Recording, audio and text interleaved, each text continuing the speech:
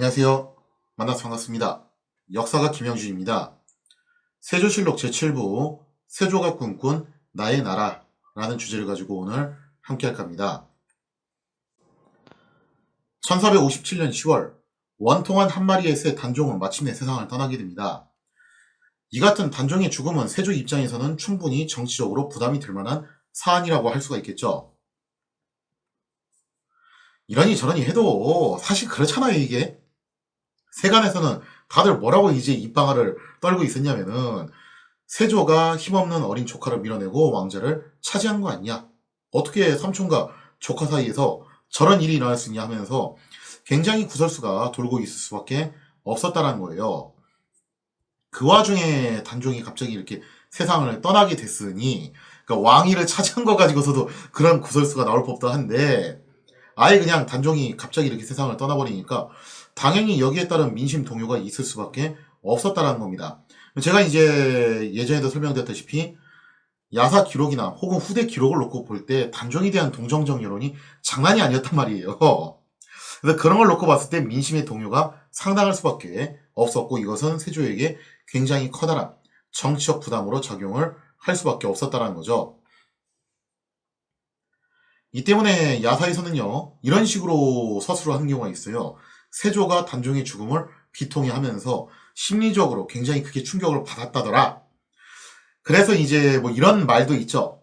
세조가 여기에 대해서 극심한 죄책감을 느끼게 되고 굉장히 괴로워하면서 결국 이것 때문에 불교에 심취하기도 했다.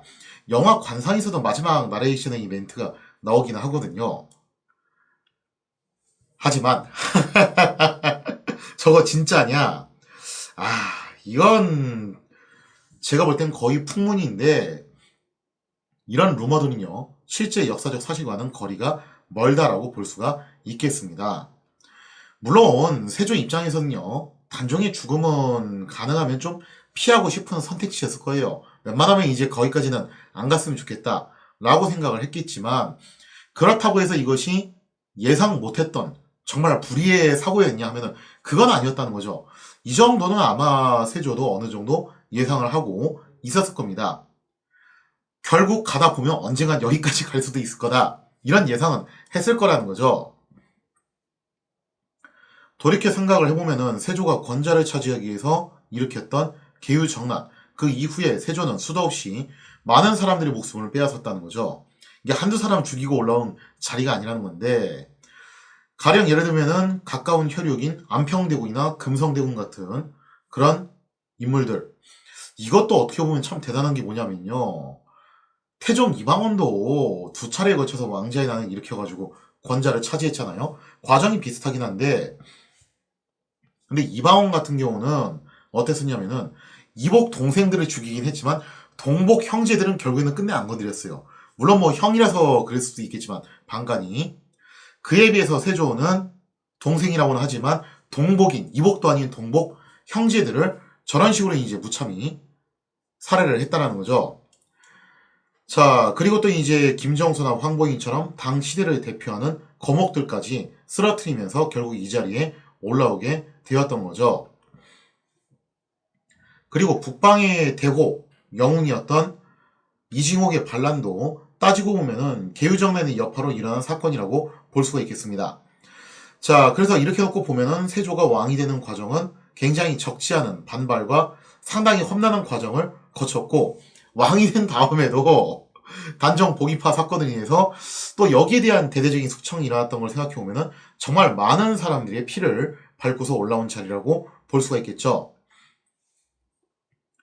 자, 그러나 세조는 이렇게 권좌에 오르는 과정에서 결코 쉽게 올라온 게 아니었고 중간중간에 위기 상황도 있었어요. 단적인 예로 계유정난 때만 하더라도 처음에 자기 휘하에 있는 그 한량들을 모아놓고 공표를 하잖아요. 지금 당장 김정수를 치러 가겠다, 선 조치 후 보고다 했을 때 사람들이 술렁술렁 거렸단 말이에요. 이거 이렇게 해도 되는 건가? 그래서 야, 이거 과연 이런 식으로 해서 성공할 수 있을까라는 의구심이 들 정도로 굉장히 분위기가 안 좋았는데, 이때 당시 세조가 뭐라고 하냐면은, 야, 겁쟁이들은 다 필요 없어, 따라올 사람만 나 따라와 하고서 결연히 앞으로 전진해 나가는 모습을 보여줬다는 거죠. 이게 성사문과 세조의 결정적인 차이점이었다라고 설명을 드렸어요.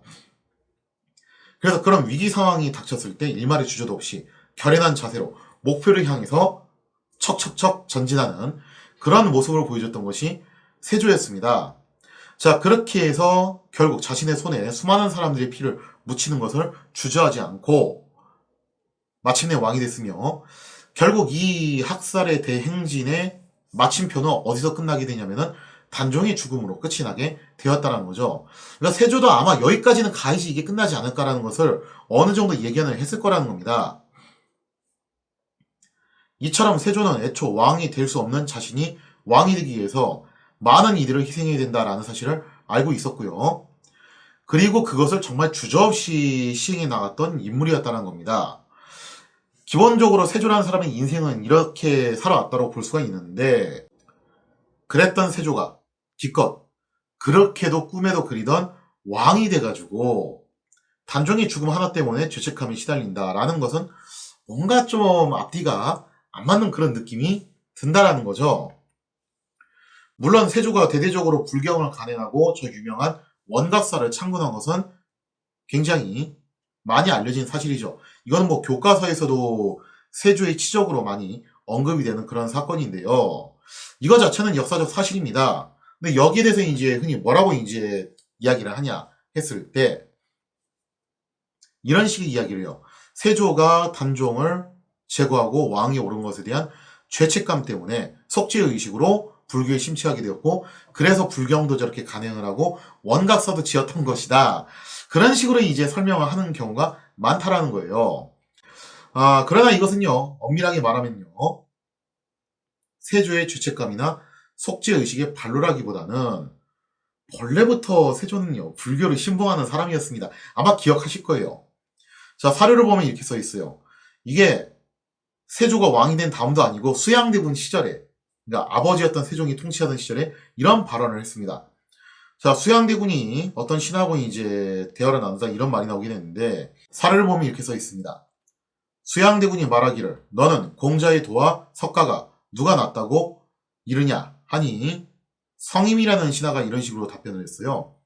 공자의 도는 내가 일찍이 그 글을 읽어서 대강 그 뜻을 알거니와 석시에 이르러서는 내가 일찍이 그 글을 보지 못하였으니 감히 알지 못합니다. 그러니까 이제 자기가 석가에 대해서는 잘 모릅니다라고 말을 했지만, 솔직하게 말하면은 여기에 어떤 말이 좀 이제 내포되어 있는 거냐면은 속내는 이거라는 거죠. 아니 그 불시 잡변 그죠? 저 석가의 책을 내가 뭐하러 읽어? 성리학자인데 그런 걸 뭐하러 알아야 돼? 좀 요런 뉘앙스가 이제 담겨져 있는 거죠. 자, 그러자 수양대군이 뭐라고 이제 얘기를 하냐? 대군이 말하기를 석시의 도가 공자보다 나은 것은 하늘과 땅 같을 뿐만이 아니다 하면서 블라블라 이야기를 하는데, 무려 뭐라고 얘기했냐면은 석가의 도가 공자의 도보다 훨씬 낫다라는 말을 이 성리학이 국시인 나라에서 대놓고 했단 말이에요. 그래서 이런 걸 놓고 봤을 때 애시당초 수양대군은 원래부터 독실한 불교 신자였지, 이런 죄책감 때문에 불교에 심취했다라고 볼 수는 없다라는 거죠. 본래 세조는 성품 자체가 주저없이 앞으로 전진하는 그런 스타일이었죠. 그리고 또 야망이 대단했고 일에 대한 욕심도 상당히 했던 인물이었어요. 그러니까 세조의 야망이라는 것을 전에도 한번 언급드렸지만 오해하시면 안 되는 게 뭐냐면요, 세조가 무슨 내가 왕이 돼가지고 삼천 국년을 거느리면서 떵떵거리면서 살겠다, 그런 유형의 야망은 아니었다라는 거예요. 이게 그런 유형의 야망은 아니었고, 내가 한번 왕이 돼가지고 멋지게 통치를 해보려고 하는데 나 이 나라를 위해서 궁궐쇄신할 자신이 있다, 왜 근데 내가 왕이 될 수 없다는 거냐, 이런 유형의 야망이었다는 거예요. 자, 그래서 세조는 오히려 단종의 죽음에 대한 죄책감보다는 이제야 비로소 드디어 진정한 자신의 시대가 열렸구나 라는 그런 성취감 혹은 의욕의 충만함, 이런 것들이 더 강했을 거라는 거죠. 실제로 이후에 세조의 행보를 보더라도 과연 세조가 이게 죄책감에 시달린 게 맞나 싶을 정도로 별로 그렇게 이제 단종 죽음에 대해서 본인이 그렇게 속지 않은 그런 모습이 보이질 않아요. 오히려 세조는 의욕이 넘치는 모습을 보이면서 아주 과감하게 자신만의 이제 국정 운영 드라이브를 시동을 걸기 시작을 했다는 거죠. 그렇다면 세조가 추구하는 자신만의 왕국은 어떠한 것이었을까? 과연 세조가 꿈꾸는 나의 나라, 그건 어떤 거였냐 이거죠. 세조는 대군 시절부터 보여준 여러 모습에서 알 수 있다시피 굉장히 강력한 영웅주의에 물들어 있는 군주였죠. 이게 좋게 말하면 영웅주의고 좀 적나라하게 말하면은 중2병 관종 기질이 있어요. 솔직하게 말하면요. 즉 세조는 이렇게 생각했던 것 같아요. 국가 정치란 위대한 영도력을 지닌 군주가 결단을 내리고 천하 만민은 그저 이것을 따르기만 하면 된다. 상명하면 하복을 하면 될 것이지 뭔 말이 맞냐 이거예요. 이 때문에 세조가 왕이 된 이후에 줄기차게 추구했던 것은 다름 아니 첫째도 강력한 왕권, 둘째도 강력한 왕권, 셋째도 강력한 왕권이었다고 볼 수가 있겠죠.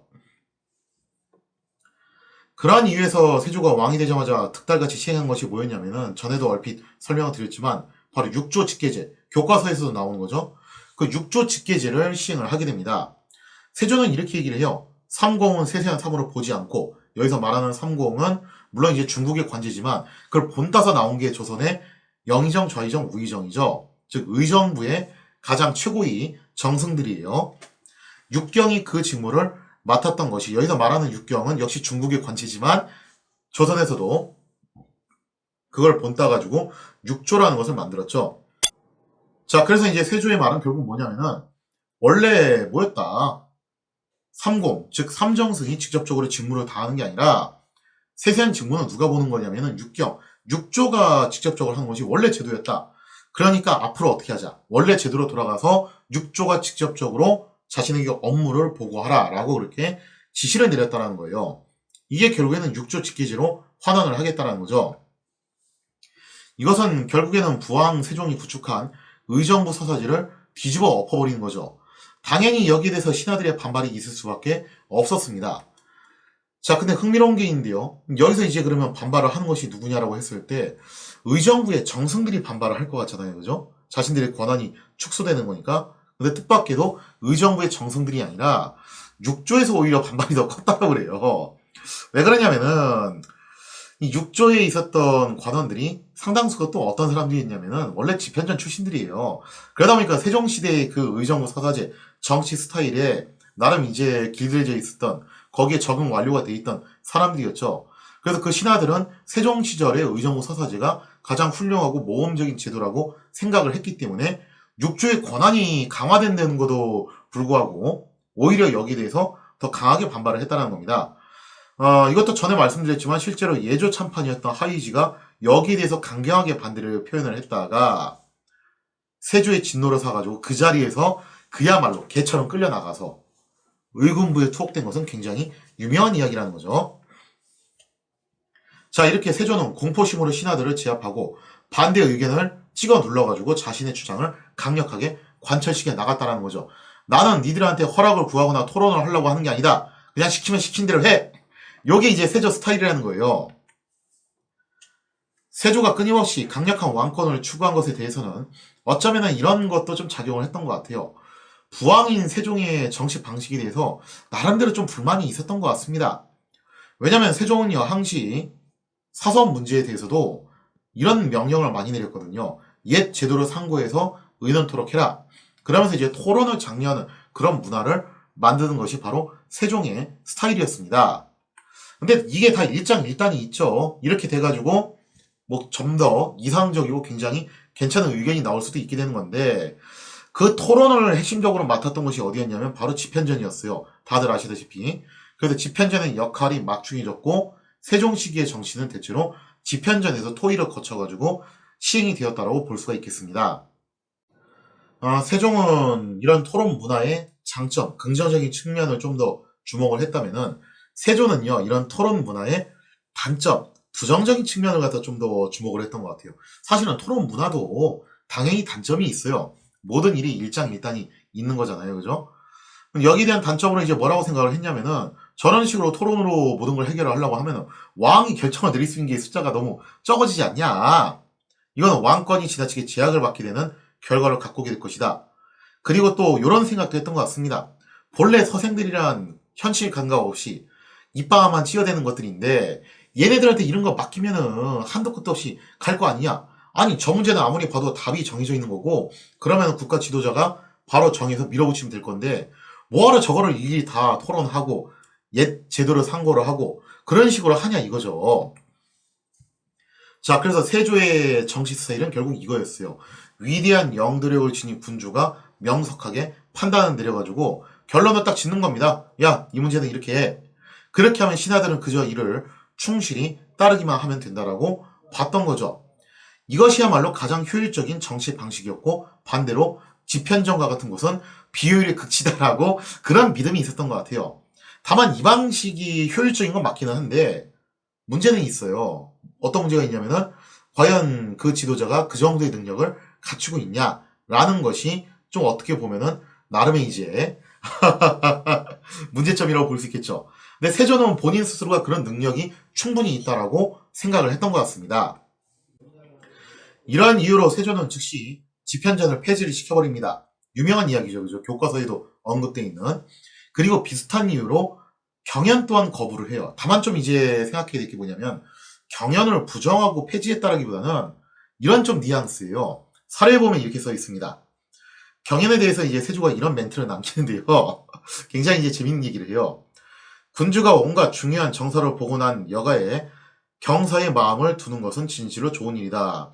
그러니까 군주가 열심히 일하고 난 다음에 여가 시간에 책을 보면서 공부를 하는 것은 굉장히 훌륭한 일이라는 거예요. 이런 걸 놓고 보면은 경연의 본래 취지에 대해서 부정하는 입장은 아니었다는 겁니다. 하지만 이제 그 이하 내용을 보면 이런 말을 하죠. 나는 운수가 평탄하지 못해서 여가가 미치지 못하고, 야, 내가 얼마나 바쁜 줄 알아? 육조 치계지를 했으니 바쁠 수밖에 없죠. 나한테 여가 시간이 어디 있어? 난 공부할 시간이 없어. 국가의 일이 많으니 이것이 한 가지이고, 세종 때부터 수천의 일을 위촉받은 것이 많으니 이것이 두 가지이고, 무슨 얘기냐면, 야, 내가 아바마마 시절부터 정말 집현전 학자들이랑 같이 일 많이 했거든. 나 공부도 정말 많이 했어. 근데 내가 지금 이 나이 먹고서 니들하고 같이 공부를 할 짬밥이니? 라는 의미죠. 그래서 뭐 이제 블라블라 한 다음에 결국 그 말을 해요. 또 내가 나이 이미 부록이 되었으니 어찌 반드시 서생각 갖겠는가. 그러니까 쉽게 말해서 이런 이야기죠. 나 정말 바쁘니까 시간 없다. 그래서 나는 안 할래. 경연이란 제도가 잘못됐다기보다는 나는 안 할래요. 정확하게는. 그 얘기는 뭐냐면은 나는 니들한테 공부를 배울 레벨이 아니고 나는 모든 것을 통달한 마스터한 그야말로 완전체라 이거죠. 이런 완전 무결한 영웅이 통치를 해주겠다는데 뭐가 문제가 있냐 이거예요. 니들은 내 판단에 따라가지고 일사불란하게 움직이기만 하면 돼. 그것이 가장 효율적인 통치 시스템이야. 자, 뭐 아무튼 이렇게 해서 경연을 세조가 거부를 하는데요. 물론 이것도 어떻게 보면 표현적인 이유고 실질적으로는 또 이런 것도 있었던 것 같습니다. 경연 자리가 그렇잖아요. 그죠? 신하들이 경연을 빙자를 해가지고 왕한테 전하 이러시면 아니 되옵니다. 통촉하여 주시옵소서. 옛 사설이 이렇게 써있지 않습니까? 공자께서도 이렇게 말씀하셨습니다. 그러면서 이제 압박을 가하는 건데 이런 것을 이제 또 굉장히 이제 싫어했던 것 같아요. 이처럼 세조는 개국 이래에 정도전이 고안하고 세종이 정착시킨 성리학적인 질서체제, 결국 그 완성판은 의정부 서서지와 집현전을 중심으로 하는 토론 문화죠. 이 근간을 그야말로 갈아엎어버리는 행위를 계속했다라는 거예요. 그리고 모든 업무를 세조 자신이 직접 주관하면서 오직 자신의 판단력과 영도력으로 국가를 통치해 나가는 영웅주의적인 통치수를 선보였다는 겁니다. 즉 위대한 민족의 영도자이시자 열렬한 애국자이신 우리 세조 각하께서 뒷짐지고서 딱 이제 순시 도는 거예요. 그러면서 한마디 하는 거죠. 야, 저거는 왜 저래? 저건 저렇게 해. 하면 뒤에서 열심히 받아 적는 거죠. 이게 세조가 꿈꾼 자신만의 왕국이었다는 거예요. 자, 그러면은 세조가 추구했던 국가관이 무엇이었냐를 갖다 우리가 살펴봤는데, 그러면은 이렇게 생각할 수가 있어요. 야, 세조는 저렇게 카리스마적인 리더십을 자랑하는 인물이니까 신하들한테도 굉장히 빡빡하게 굴었겠다. 뭐 하나 실수하면 바로 뭐 재떨이 집어던지고 결집판 날리고 그죠? 조인트 까고 그러지 않았겠냐 라고 생각하기 쉬운데 의외로 아니었어요. 세조가 의외로 신하들하고의 관계가 나쁘지 않았다는 거죠. 그것은 세조 특유의 술자리 정치 스타일 때문에 그랬었던 건데 과연 세조가 행했던 술자리 정치는 무엇이었는가? 거기에 대한 이야기는 다음 시간에 이어서 계속하도록 하겠습니다.